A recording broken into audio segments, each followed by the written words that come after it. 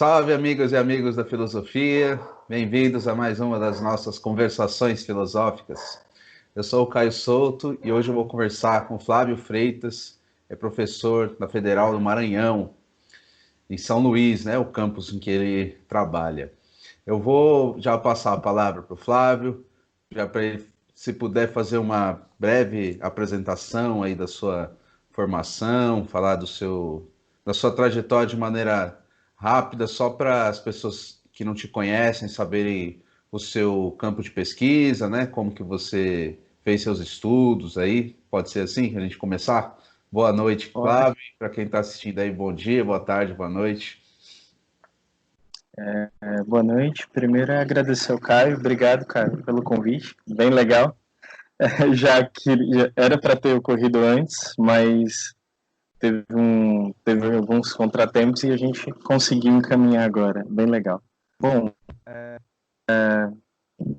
a minha formação é em filosofia. Era originalmente no direito, mas eu vim para a filosofia e dentro da filosofia eu acabei me interessando muito por três temas interligados desde a graduação, que são, né, na verdade, os temas da saúde, da vida e da política. E isso inevitavelmente ia levar em algum momento para, acho que para a obra do Deleuze do Guattari, e as conversas bem críticas e as apropriações e as torções bem apropriadas que eles realizam em relação às psis, né, e as próprias noções de saúde dentro da história da filosofia.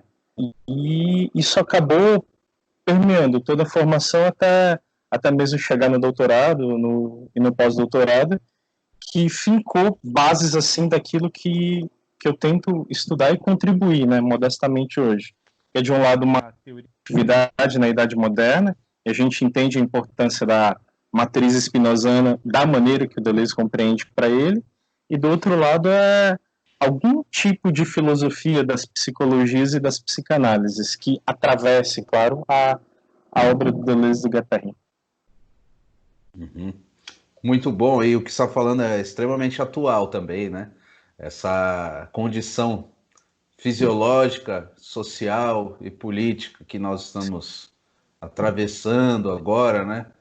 E que é um acontecimento inesperado e que nos convoca a pensar todas essas questões de novo, né?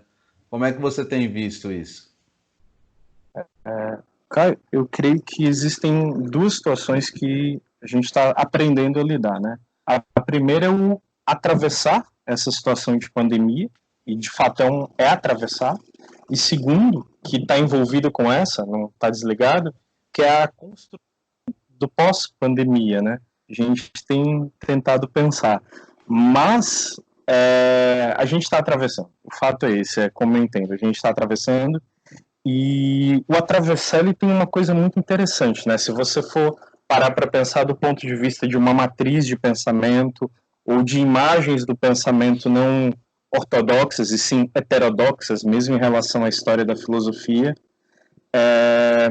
tem uma imagem do pensamento, um conjunto de coordenadas que é muito legal, que os pescadores artesanais daqui utilizam, que é a seguinte ideia: Rio Bravio você atravessa na diagonal, e atravessar na diagonal a gente pode entender como atravessar na transversal, né?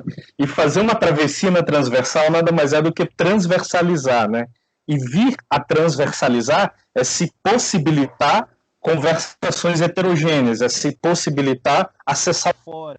E à medida que você se propõe a acessar o fora, ainda que haja os perigos da clausura dele, sem dúvida alguma, aí à medida que você se propõe a acessar o fora, à medida que você se propõe alguma aberrância para pensar essa situação, é claro que você vai problematizar as condições em que você está pensando essa situação, ou as matrizes de pensamento, os esquemas conceituais que você está utilizando para pensar essa situação. E aí, dentro disso, se torna inevitável lidar com três temas, que acho que foi o início da conversa, que são os temas da saúde, os temas da política e os temas da vida. E como isso pode ser filosoficamente pensado. E dizer que vai ser filosoficamente pensado não significa fazer uma abstração, né? Significa dizer o seguinte, que a filosofia, claro, a partir da sua própria natureza ela vai manter conversações, ora coléricas e ora amenas, com outros ramos de conhecimento, com outros saberes para pensar essa situação. Significa o quê? Significa que a filosofia pode pensar com a antropologia ou as antropologias dessa travessia. Não só pode, como deve. Ela pode pensar com as psicologias dessa travessia. Ela pode pensar com as literaturas dessa travessia. E que talvez o que precise ficar mais claro é que quando se fala esse pensar com, é claro que a gente tem que levar em consideração os signos que estão nos tocando. E os signos que estão nos tocando é que essa situação pandêmica constrói a sua própria história, a sua própria trajetória em cada continente, em cada país. E no nosso caso, como é que está sendo essa construção ou como pode estar sendo pensada essa construção? Essa construção ela necessita ser pensada, creio eu, a partir de uma irrupção materialista. Tanto na tentativa de pensar uma noção de matéria, isso bem à luz mesmo do Deleuze e Guattari, como as repercussões materialistas disso. Na prática, ou em termos de um exercício filosófico, o que seria isso? Não dá para pensar essa travessia ou essa transitoriedade, ou esse atravessamento, ou esse atravessar essas águas bravias, sem levar em consideração alguns temas como, vamos lá, desestruturação do sistema de saúde. Não dá para pensar fora dos quadros de a problematização dos transportes públicos.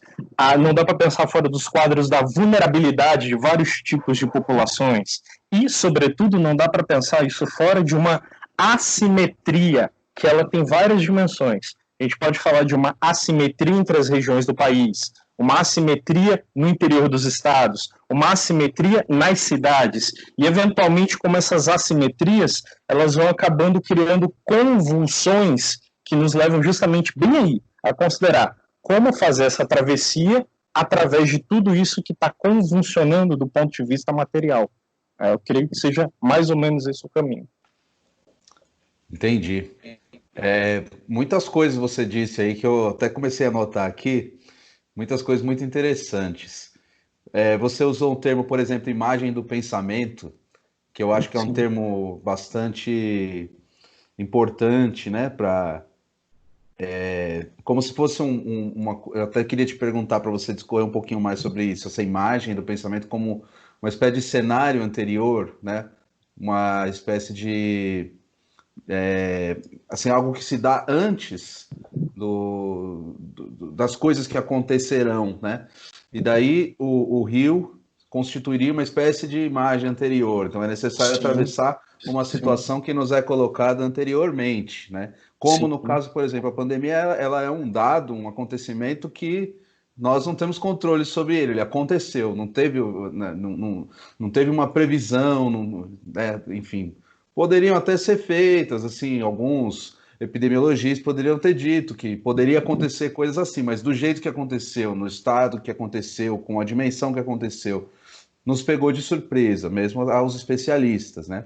E aí essa imagem também me parece que ela é colocada assim, de maneira anterior, e daí o filósofo, né, o artista, o cientista, o biólogo, o médico, todos eles, né, todos aqueles que pensam essa relação de alguma maneira, são convocados a elaborar, seja conceitos, uma atuação médica específica, cada um na sua área, né? É assim que você vê essa ideia da imagem do pensamento?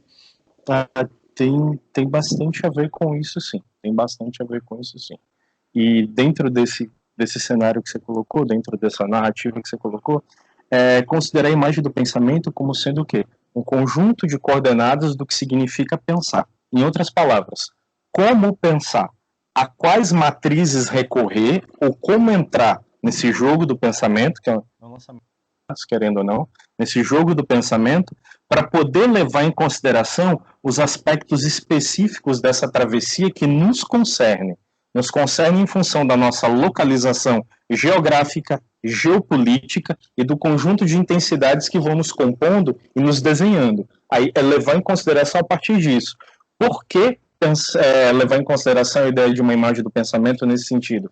Porque nós podemos recorrer a matrizes de pensamento, nem sei se a palavra matriz é tão apropriada aqui, mas matrizes de pensamento não hegemônicas. E o que seria isso? Seria matrizes de pensamento tradicionais, não propriamente homogeneizadores, não propriamente ocidentais, no sentido de uma cultura superior, mas são realmente matrizes de pensamento alternativas para considerar isso aqui que a gente está passando. Que seria o quê? Seria mais ou menos aprender a escutar a Terra. Seria mais ou menos aprender a entender por que a Terra está gritando. E seria mais ou menos também dentro desse grito da Terra, onde os mais vulneráveis vão se posicionar e como está sendo desenhado alguma coisa que possa vir a suportar esse grito da Terra e, ao mesmo tempo, amparar esses vários tipos de vulnerabilidades que já existem e estão se desenhando, em vias de existir.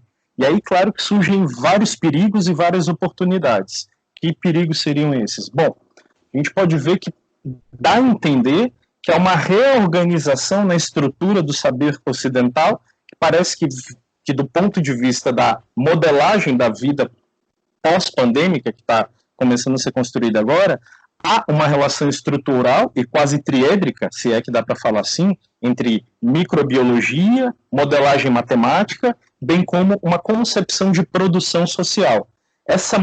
Tudo isso acaba sendo uma espécie de arquitetura para a reconstrução do que está por vir, bem como uma arquitetura para o desenho do que vem a ser uma macropolítica de consequências micropolíticas que acabam determinando como nós vamos viver. Em outras palavras, o modo de vida hegemônico ele já está sendo reconstruído a partir de saberes constituídos. Por isso, sugerir essa imagem do pensamento que a gente pode chamar assim de saberes tradicionais, é uma expressão oriunda das antropologias, mais voltada para esses saberes tradicionais. Não que abra mão dessa imagem do pensamento hegemônico, tem uma ingenuidade abrir mão dela, mas que possa haver uma apropriação ativa e nunca reativa a partir dessas outras imagens do pensamento heterodoxas e que possam efetualmente ir modelando outras formas de vida, porque a gente está tentando atravessar, no fim das contas. Uhum. Muito certo. Sobre a questão das regiões, né? Você usa os termos geopolítica, geografia, e você fala também da questão ecológica, né? Como essa pandemia também tem uma relação com o antropoceno, né? Com essa era geológica em que o homem alterou as condições biofísicas do planeta, com a superpopulação, com a hiperpopulação de humanos no mundo. Como que você vê também essa relação entre as condições físicas, biológicas, fisiológicas e a postura, vamos chamar assim, do pensamento com relação a isso? É necessário, para atravessar esse rio, né, construir novos campos, novas redes, novas relações? É possível, será, capturar esses acontecimentos em conceitos, ou não é por aí o caminho? Como que você pensa? É legal isso que você colocou, porque, vamos lá, quando a gente considera do ponto ecológico, pelo menos naquilo que me concerne, é muito legal lembrar da ecosofia do Guattari. É bem legal lembrar da ecosofia. E o que seria a ecosofia dele, né? A gente pode falar que é um exercício de pensamento e de prática que possui 3 registros, né? Um registro da ordem da subjetividade, um registro da ordem da sociabilidade e um registro da ordem ambiental. E é justamente esses 3 registros que acabam trabalhando, que terminam por trabalhar juntos, né? Que podem indicar um caminho para o que a gente está tentando construir e, ao mesmo tempo, não se tornar um grupo assujeitado, do ponto de vista mesmo dos grupos sociais, dos grupos humanos. Isso é um caminho legal. E, dentro desse quadro que você colocou, se é possível, eventualmente, capturar todas essas intensidades, esses devires em forma de conceito, eu creio que esses devires, eles estão se impondo para... Não tem jeito. Se impondo até de maneira agressiva. E como é que essas imposições aparecem? Elas aparecem na forma de, às vezes, de tristeza, de surpresa, de espanto, sobretudo de temor com o que está por vir, sobretudo de incerteza, e tudo isso está se impondo para nós. Talvez a nossa função possa ser qual? A nossa função possa ser aceitar que essas feridas estão abertas, trabalhar para que cicatrizes apareçam, mas cabe a nós fazer uma automodelagem para que as cicatrizes se tornem eventualmente tatuagens. e essas tatuagens sejam a própria nova distribuição sobre a superfície da Terra. Então, as feridas existem, elas vieram à tona mais do que nunca agora.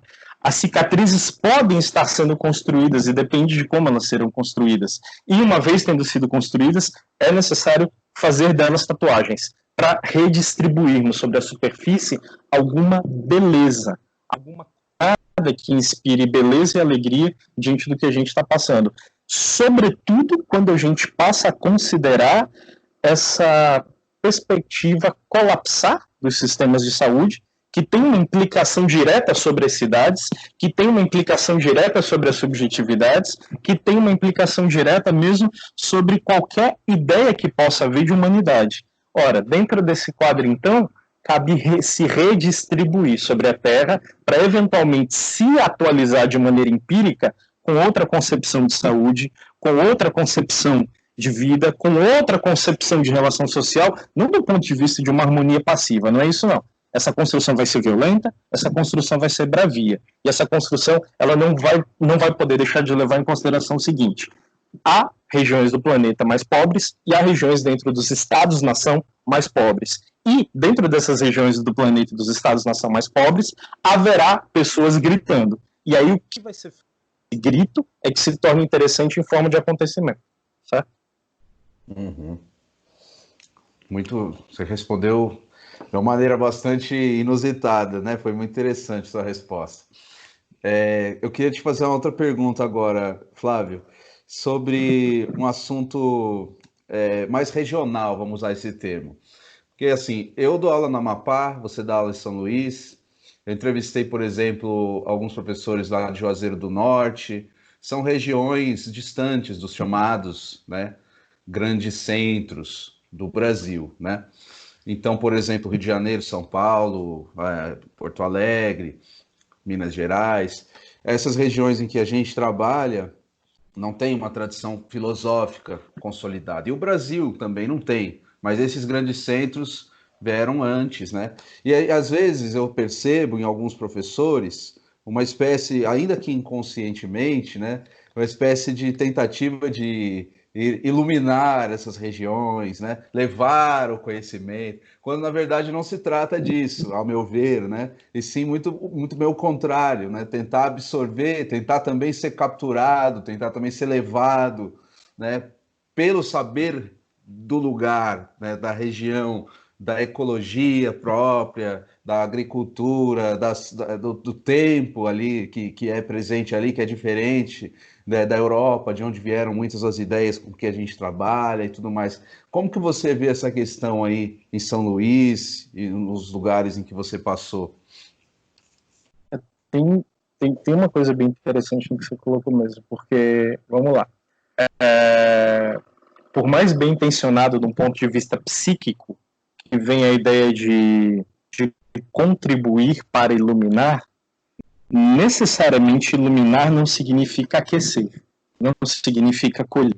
Pode ter um excesso de luz e ter pouco calor. Às vezes tem muita luz de celular e pouca fogueira. Às vezes tem muita internet e pouco abraço, sobretudo agora vai ter menos abraço. Pelo menos por um tempo. Mas dentro desse quadro, a ideia de iluminar, ela é ambígua, ela é psiquicamente válida do ponto de vista das intenções, mas é filosoficamente ambíguo, porque o iluminar também ele pode estar ligado ao ofuscar. E o ofuscar pode ser ofuscar algo daquele lugar, que nada mais é do que ou um colonizar explícito ou um colonizar sutil.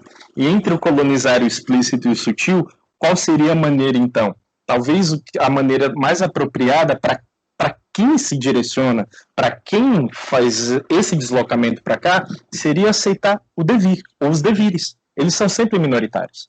Seriam as transformações minoritárias. Seria o devir índio, o devir negro, seria mesmo o devir criança daqui, seria mesmo o Nordeste, ou uma ideia muito legal, que eu já ouvi algumas pessoas falarem, o devir sertão mesmo, o devir das dunas, ou mesmo o devir dos brejos e das baixadas, isso seria uma ideia muito legal. E para quem está desse lado aqui, claro, seria um exercício de apropriação, para não dizer de reivindicação, ou mesmo dizer de torção crítica e transformar isso que está vindo em ferramenta para aquilo que está tocando esse lugar. E ferramenta nada mais é do que uma arma. Mas uma arma para quê? Sem dúvida alguma. Uma arma para fugir de alguma coisa. Uma arma para quebrar um sistema homogêneo e se permitir entrar em combinações heterogêneas. Em outras palavras, seria mais ou menos como, vamos lá, um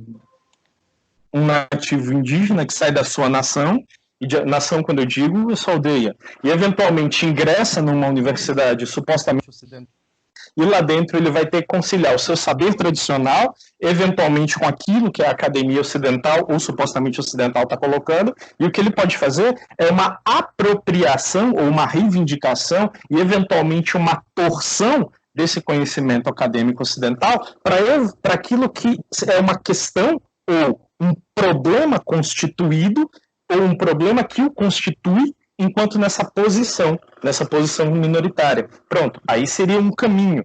E é até assustador eu dizer que seria um caminho, porque eu posso estar me colocando até no ponto de vista colonizador. Olha, o caminho seria esse. Não, isso seria uma abertura, uma virtualidade que eu estou fazendo aqui, quem sabe possa ser atualizado de alguma maneira. E para nós que fazemos esse deslocamento, cabe a nós os deveres. E o contato com essas situações de paisagem pesqueira, com a paisagem da praia, com a paisagem indígena, com a paisagem quilombola, com a paisagem ancestral, isso promove um devir na nossa própria leitura, que por mais esquemática e organizada que ela necessite ser, por conta da posição que nós nos colocamos, ela não deixa de se permitir a ter influxos que falem por ela. E é justamente nesses influxos que falam por ela é que talvez venha à tona alguma coisa de velado, de não dito, e que seja já a nossa própria torção em relação a essa região. Isso serve para quê? Descortinar horizontes, ou contribuir para descortinar horizontes que serão apropriados por esse povo que está em construção. Esse povo que está em construção em termos de língua, que está em construção em termos de sobrevivência, que está em construção em termos de superação, inclusive. Uhum. Tá certo. E outra coisa que eu queria te perguntar também, Flávio, se você percebe, né, suponho que sim, esses ataques que a academia, a universidade, né, sobretudo as humanas, a filosofia, vem sofrendo por parte do governo, né, e também de setores da população. Onde que você acha que a gente errou, vamos colocar assim, né, os acadêmicos, se é que houve um erro? O que você acha que a gente contribuiu também para essa situação ser restaurada? Eu acho que tem diagnósticos muito legais feitos sobre isso ao longo do tempo, né? Tem os diagnósticos frankfurtianos sobre isso, que falam sobre a razão técnica e instrumental. Tem os diagnósticos, em certa medida, guattarianos também, que falam sobre isso. Mas é sempre legal lembrar do seguinte, talvez, tem os diagnósticos heideggerianos que são polêmicos também, ao falar sobre as origens da filosofia, os problemas da estrutura metafísica de pensamento, mas é sempre legal lembrar o seguinte, até onde nos consta, né? Eu creio que há um conjunto de ideias mínimas que subjazem. Essas ideias mínimas é que talvez a filosofia nunca teve uma relação propriamente amena e confortável com quase nada ao redor dela. Ou desacreditada, ou temida, ou muitas vezes rechaçada. Para a filosofia sempre foi pesado, sempre foi tensionado e sempre foi em volta de polemos, de fogo, de polêmicas, de faísca, de construção, mas também não quer dizer que não foi em volta de alegria. Então, para nós da filosofia, eu creio que seja isso. E isso nos coloca em outra questão, né, que é uma questão interessante, que várias pessoas levantam, desde Aristóteles, passando até pelo Nietzsche, a filosofia do Deleuze, de 62, que é a ideia do para que serve a filosofia. E aí, eventualmente, vai chegar também nas ciências humanas. Bom, você vai encontrar N respostas aí, uma das mais criativas realmente está no Deleuze, que ela serve para entristecer a idiotice, isso é bem legal, mas talvez haja um caminho interessante em pensar que ela é, sim, inútil, mas não inútil por um coquetismo, ela é inútil porque ela não se submete a nenhum outro tipo de conhecimento ou a nada. A inutilidade, ela é um luxo da ordem da resistência para a filosofia. Ser útil significa também ser servil a alguma coisa, e ela não é servil. Ela não serve a ninguém, a não ser o seu próprio movimento imanente, de pura causa eficiente. Então, a filosofia ela vai ser inútil até por fins de resistência e de elaboração e reelaboração do mundo que está por vir. Nesses termos. E essa inutilidade ela se torna relativa à medida em que a filosofia é capaz de construir seus próprios problemas e, eventualmente, criar seus conceitos para desenvolver esses problemas. Agora, em relação às ciências humanas, elas têm um estatuto ambíguo, né? Elas surgem do ponto de vista genético para desafiar a própria filosofia, surgem muito ligadas ao modelo das ciências da natureza, em certa medida, e vão adquirindo sua própria autonomia, mas elas surgem também sempre ligadas a auspícios de estados-nação em relação a outras formas de vida. E à medida em que elas vão tendo contato com essas formas de vida, elas passam pelos seus próprios devires e começam a problematizar seus próprios estados-nação originários. Eu falo no caso das antropologias, mesmo das psicologias ou das sociologias.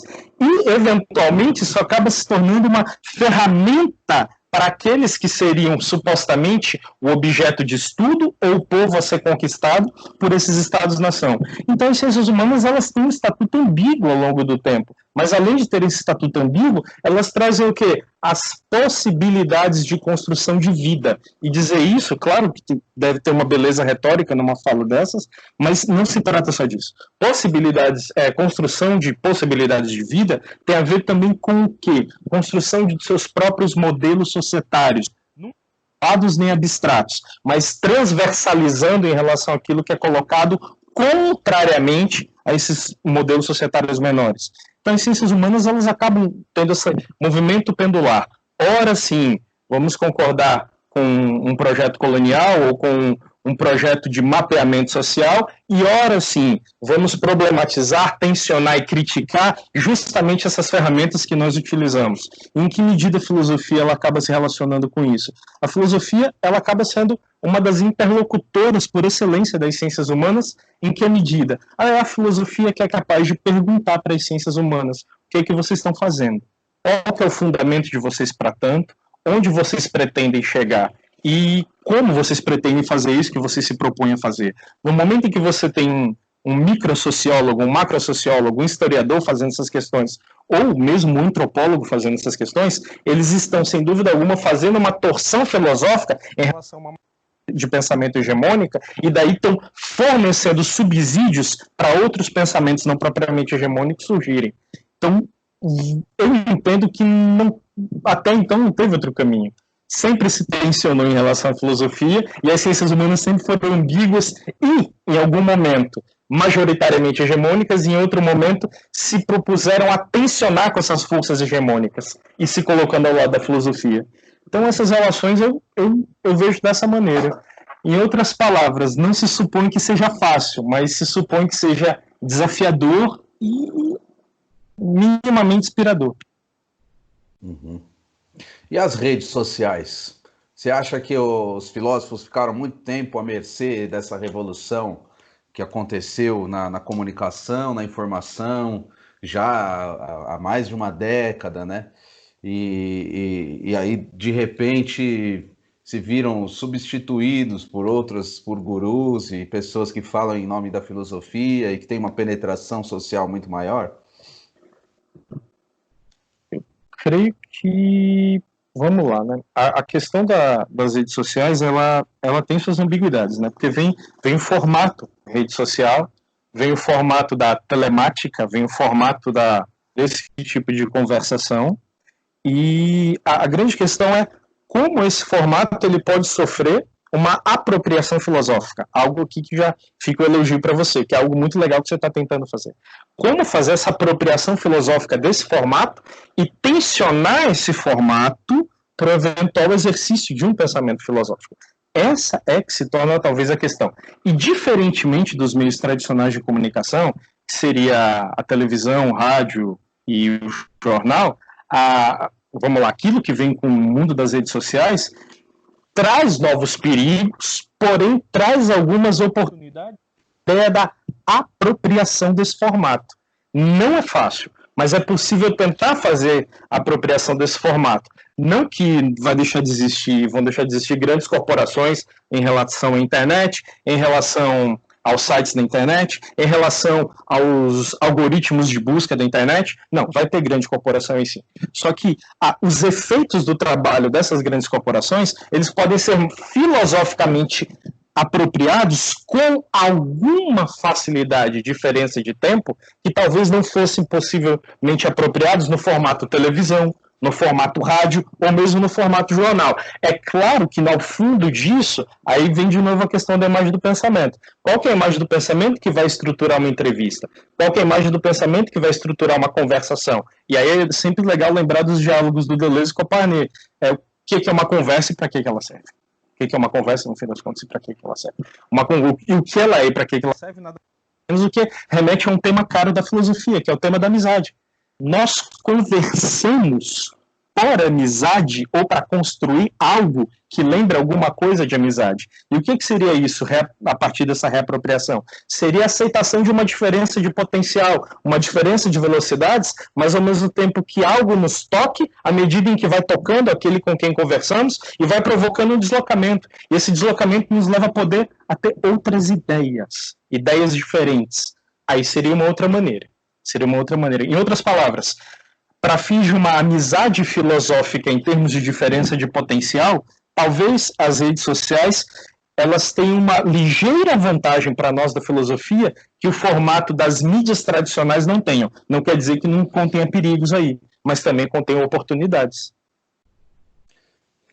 Tá certo, Fábio, foi muito bom revê-lo, fortalecer essa amizade, me forçou a pensar coisas que eu vinha pensando, me deslocou também, com certeza. E para a gente encerrar, se você quiser dizer alguma coisa que você queria ter dito, alguma palavra final. Eu creio que não, só força pra gente e serenidade. Vai passar, a gente vai conseguir. Tá certo. Bom, muita paz, muita saúde aí para você. Foi um prazer muito grande. Agradeço de novo também que você tenha aceito aí fazer essa conversa nesse dispositivo novo aqui para mim também, que está sendo, né, tentar me apropriar também dessa linguagem, né, das redes sociais, colocar no YouTube. É muito interessante ver as pessoas assistindo, pessoas que eu nem sabia que poderiam vir a assistir, comentam, muito legal. E é isso aí, estamos aí, disponível também para novas interlocuções aí. Legal, só tenho a te agradecer. Obrigado mesmo, precisando, estamos aqui. Beleza, Fabião, abração, vocês que assistiram também. Agradeço a todos e fiquem ligados aí nas próximas conversações filosóficas.